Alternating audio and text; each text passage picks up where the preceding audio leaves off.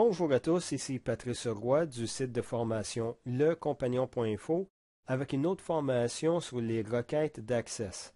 Alors, ceci fait partie d'une série de vidéos que j'ai développées pour montrer le fonctionnement des requêtes d'Access et on est rendu à la question numéro 6. Et dans ce cas-ci, on vous demande d'afficher le prénom et le nom des employés qui n'ont pas la permanence. Et là, c'est une manière un peu truquée d'aller utiliser l'opération pas.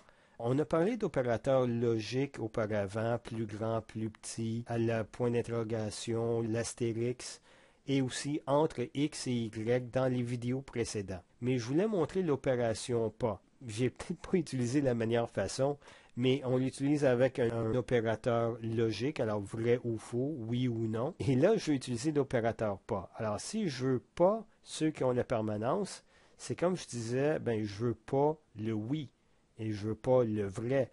Donc, qu'est-ce qui reste? C'est le faux, le non. Oui, je sais, je tire un petit peu, mais je voulais pas filtrer sur un groupe en particulier que vous connaissiez pas.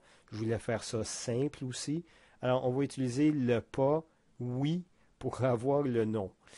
Oui, je sais. Je voulais vous mentionner que vous pouvez aussi aller sur le site lecompagnon.info, /démo, pour aller chercher le fichier Access. Et si vous avez Access de disponible, vous pouvez suivre et faire la démonstration en même temps aussi. Alors maintenant, allons à Access. Et il faut créer une nouvelle requête. Donc, on va aller sous l'onglet Créer, utiliser l'option Création de requête. Dans ce cas-ci, on utilise la table des employés, encore une fois, avec la liste des employés. J'ai seulement besoin de celle-ci. Je n'ai pas besoin de requêtes supplémentaires ou de voir toutes les tables et requêtes, seulement la table des employés. J'appuie sur Ajouter. J'en ai pas besoin d'ajouter d'autres, alors on fait Fermer.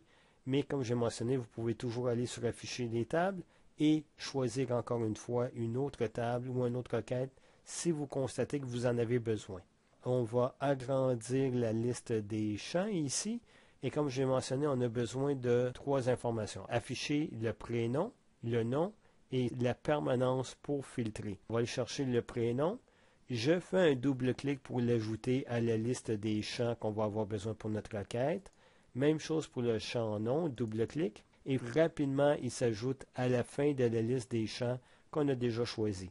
Et on a dit qu'on a besoin de savoir pour la permanence. Alors, encore une fois, je fais un double-clic. Je pourrais tirer, je pourrais choisir, mais là, on le fait ça assez souvent qu'un double-clic, ça va encore assez bien. Dans ce cas-ci, j'ai besoin de dire vrai ou faux, oui ou non. Alors, je pourrais écrire vrai ou faux, oui ou non, ou je pourrais écrire 0 pour dire faux et -1 pour dire vrai. C'est une condition de access pour dire vrai. Moi, j'aurais préféré mettre un 1 pour dire vrai, mais c'est -1 qui est utilisé. Dans ce cas-ci, je ne veux pas ceux qui ont la permanence, je veux ceux qui n'ont pas la permanence. Je ne veux pas les oui. Je vais laisser l'affichage pour l'instant. On va aller afficher les résultats. Vous voyez qu'il y a Éric Gendron et Paul Gendron qui n'ont pas la permanence parmi les employés. Je pourrais agrandir un tout petit peu ici, ou faire un double-clic pour avoir exactement la largeur requise, mais vous voyez qu'il n'est pas là. Dans le résultat final, on me demande d'afficher seulement le nom et le prénom. On n'a pas besoin d'afficher la permanence. Je reviens en mode création avec le crayon, l'équerre et la règle et je vais masquer le champ et je peux retourner voir l'affichage et j'ai le résultat sans le champ permanent. C'est le résultat que j'ai besoin et je vais sauvegarder cette requête en appuyant sur le bouton ou en utilisant CTRL-S et ceci est la réponse à la question numéro 6. J'appuie sur Entrée. Cette requête est conservée dans la base de données d'Access et je pourrai y retourner plus tard pour l'utiliser si j'en ai besoin.